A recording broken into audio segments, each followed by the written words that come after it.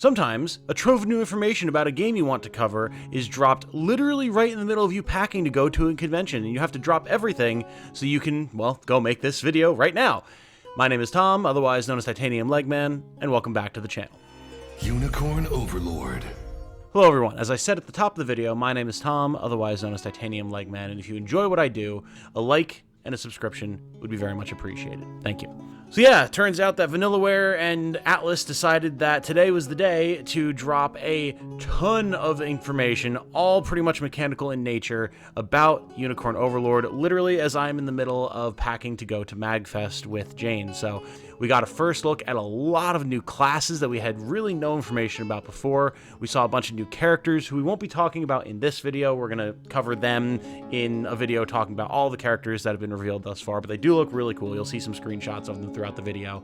We saw some new mechanics, some things about leader effects, stat buff items, bonus XP items, movement types, equipment skills, promotion. There's just a ton of stuff to go over here, and I wanted to make sure that I got to it for you all before I'm gone for the weekend. Note as well that all of this information is coming from the article recently published by RPGSite. I don't know where they source their information from, if they get it directly from Atlas, Vanillaware, or whatever, but if you want to see their coverage, and you should absolutely go check it out, I've got it linked in the description down below. Go show them some love, give them some clicks, and maybe there'll be some information in their article that I didn't glean that you will. If there is, let me know in the comments. I'd love to learn more.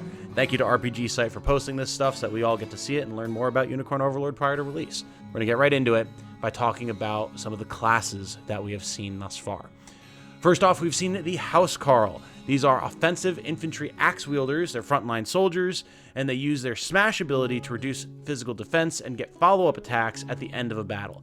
These guys are going to be your front line, they're going to stand there, they're going to take hits, they're going to beat up your opponents, and the fact that they can reduce physical defense so your other units can deal more damage, and then also at the end of a combat round, get a free attack in that presumably will take advantage of that physical defense reduction is a nice little bit of synergy for what would otherwise be a very basic foot soldier. So I'm excited to see that even with the little guys, there's already interesting stuff going on here. Next up, we have the Gladiator, which is just the Housecarl, but on steroids. These guys are huge, and because of their size, they actually have a lot of AoE attacks with their axes using skills like Wide Smash, and apparently they can heal themselves, so that's nice. I'm wondering if you can just put a squad of gladiators together and just have them essentially spin to win their way through an enemy squad and just heal themselves up afterwards, like no need of a cleric. That would be pretty busted, but also pretty awesome, so we'll have to see exactly what they're capable of. Next, we have the Arbalist, ranged support units that can use both like normal attacks, but then also status-inflicting attacks such as poison, which is exciting. They may also have the ability to target multiple enemies simultaneously. Not quite sure on that one, but it's nice to know that there's a couple different types of archers in this, including representation for crossbows, which is vastly underutilized in turn-based strategy RPGs like this. And I'm excited to see what other types of status effects they might have available to them. I love status arrows in games, and having a good variety of them here would be nice. Then we have the classic traditional cleric. There's really not a lot to say about these. They restore HP, and I would assume that they have some other protective or buff magic, but not a lot to go over here, so we're going to move right along.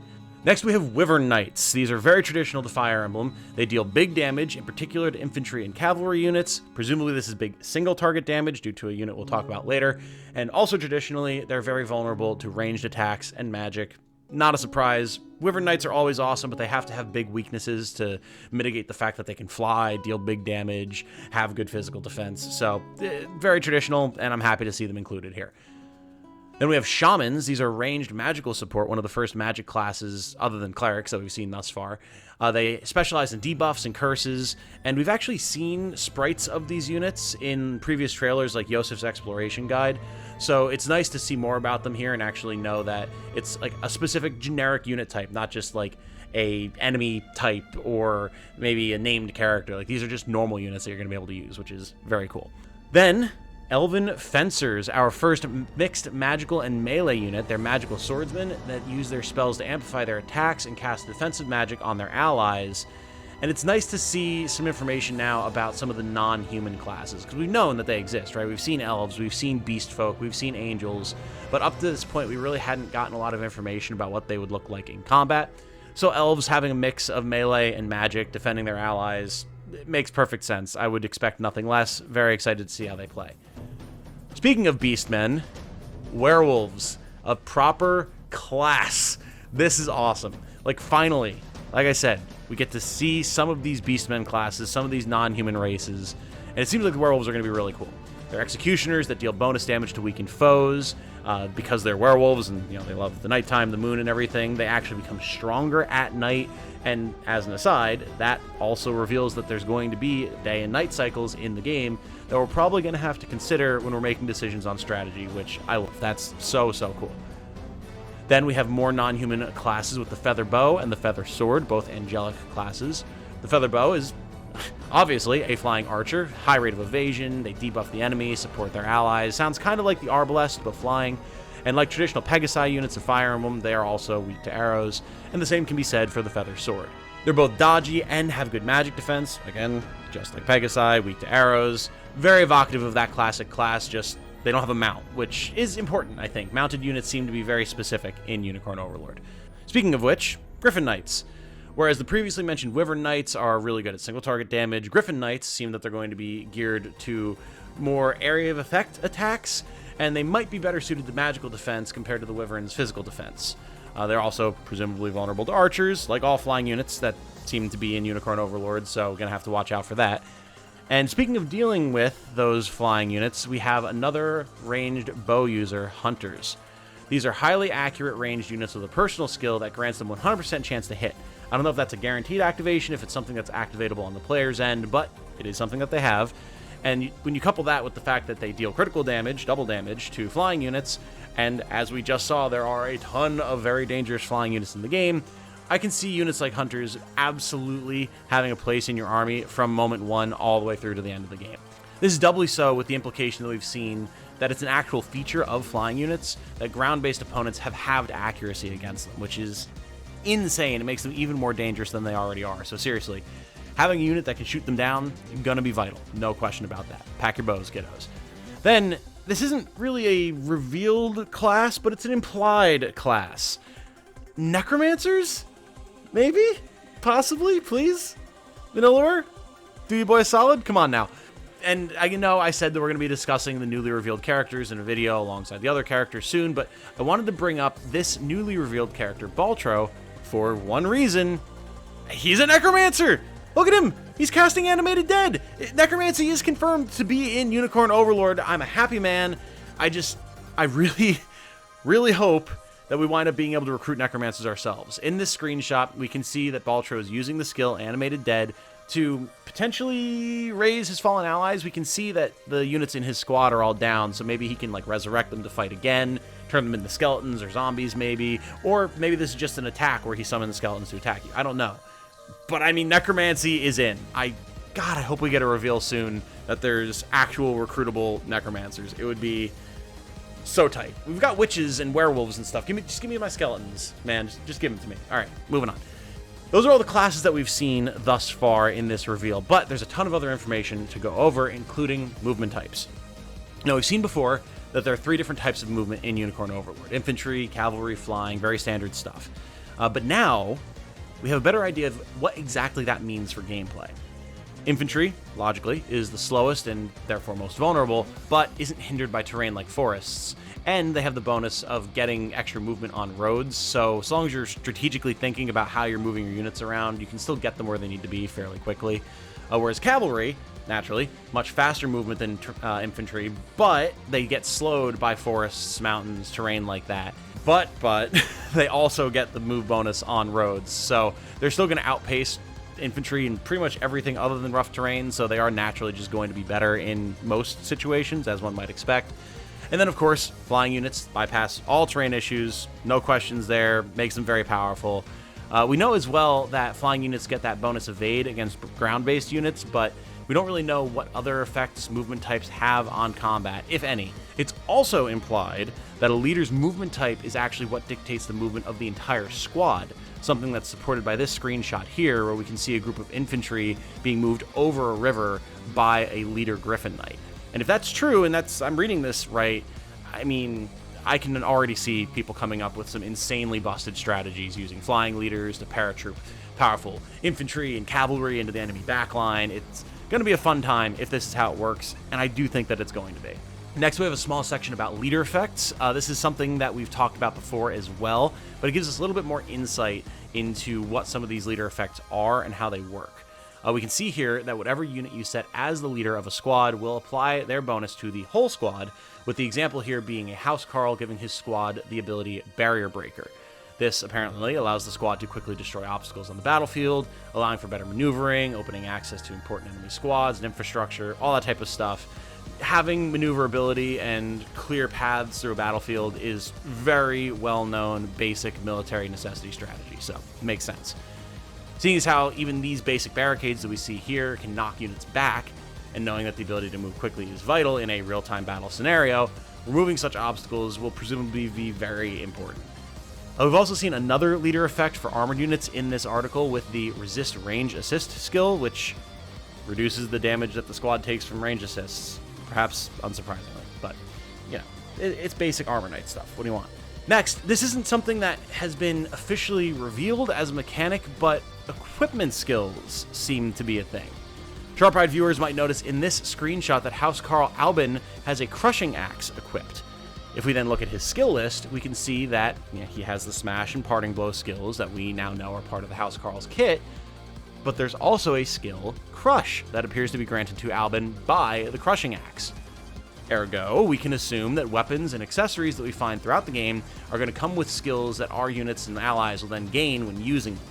And seeing as how there's room for 8 of these, as they call them, tactics, on Albin's character page, I'm thinking that we might have the ability to either inherit skills from equipment or from classes or what have you, or that the gear that we find in the late game is going to come loaded with multiple skills, or again, tactics, as they're referring to them.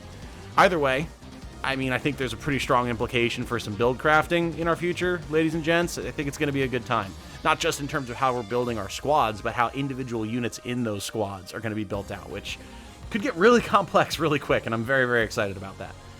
Then we finally see some more about promotion, and while we knew that promotion was a thing in Unicorn Overlord, we now finally know way more about it. We can see based on this screen here that Elaine is being promoted from his basic Lord class to his mounted High Lord class, something we've seen before.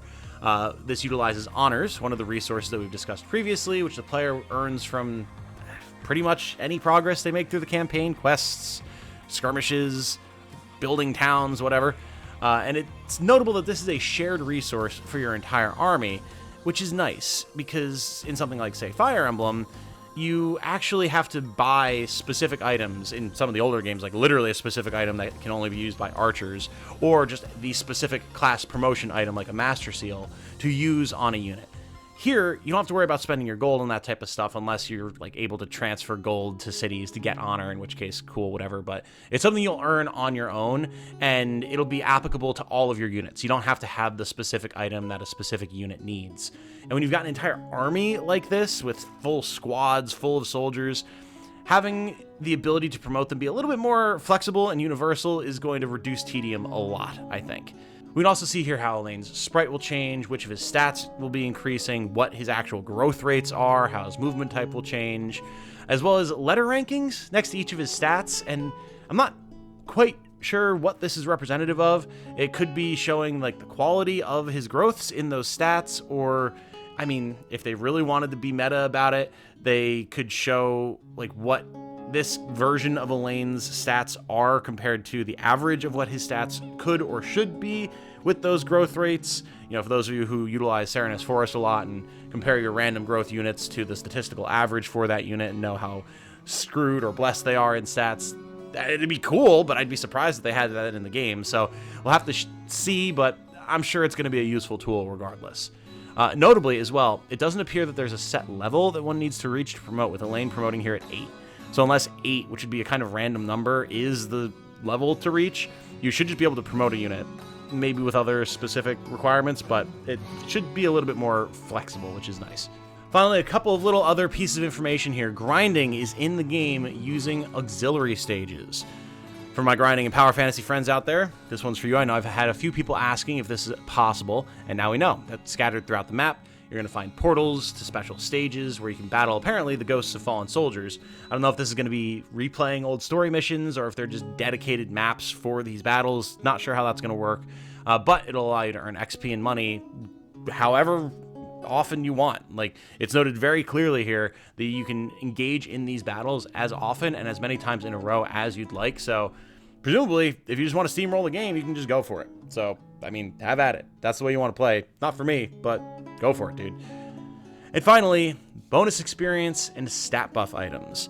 And it's funny because I just recently spoke about how the tavern and the rapport systems in Unicorn Overlord kind of serve as a replacement for Fire Emblem style stat buff items, since rapport increases the stats of the units in your squad. But now we know that on top of that, Unicorn Overlord also just has traditional stat boosters. Here they're called dues, and we can see that they buff a given stat, such as the Vitality Dew that increases HP by 2. Notably, it also says that you can use it up to 5 times on a unit, but since there's a very clear one of these dues in the inventory here, I would assume that this means a unit can only receive this buff 5 times in its life, meaning you would need to collect 5 different Vitality Dews to grant the buff 5 different times. It's possible because there's another dew below it in the screenshot that this one has just been used 4 times. There's only 1 use left. We'll have to see because the other dew has 2 of them. Regardless, it seems like there's going to be some sort of a cap on how much of these you can utilize at any given time on any given unit, which encourages you to spread the love, which, again, with an army as large as this is presumably going to be, you're going to want to do. You're going to want to make sure that you have a wide variety of capable units instead of just one clear nuke, because they can't be everywhere on the battlefield at once. We also see these treaties that are books which give bonus XP to the unit that you use it on, much like Charms from Tactics Ogre Reborn. But interestingly, the Novice Treaty we see here actually grants 3 times the amount it normally would to a unit if the unit that you use it on is level 10 or below, which is a very nice little catch-up mechanic. We don't know yet at what level you're going to be able to recruit units, or maybe at what level units are going to join you if you find them on the map, or if there's specific named characters who are going to join, might be under-leveled, whatever. So having these Novice Treaties, or just treaties in general, that you'll be able to utilize to bring them up to speed will be nice. It means you don't just have to go and grind in auxiliary stages. You can just bring someone up to speed and go, which I think is good. There's nothing more frustrating than getting a cool new class or a cool new named unit and having them come in under-leveled for one reason or another and just being like, well, I either break all of my forward momentum in the game to get them leveled up because they're cool and I want to use them, or I just don't use them, which would be a waste. This is a way to get around that, which is awesome. And other than the new characters that have been revealed, which again we'll be covering in their own video, that's all there is for this one. I say that as if it isn't a lot of information. It absolutely is, and there's a lot of cool screenshots here to dig through for information that maybe I missed, so by all means do so. I'm extremely happy to see that Vanillaware is coming in hot and heavy with all of the new info about Unicorn Overlord recently as we come up to that March 8th release date, and you know that I'm going to be covering all of it as we get there, even when it really puts me in a time crunch. I hope you enjoyed. If you did, again, please like the video, leave a comment, help me out. It'd be very much appreciated. And maybe I'll run into a couple of you at MagFest. By the time you see this, I'll be on my way there. So if you see me, say hello. With that said, though, my name has been Tom, otherwise known as Titanium Legman. I hope you all have a good night. Stay safe and healthy out there. And remember, be good to each other. Bye now.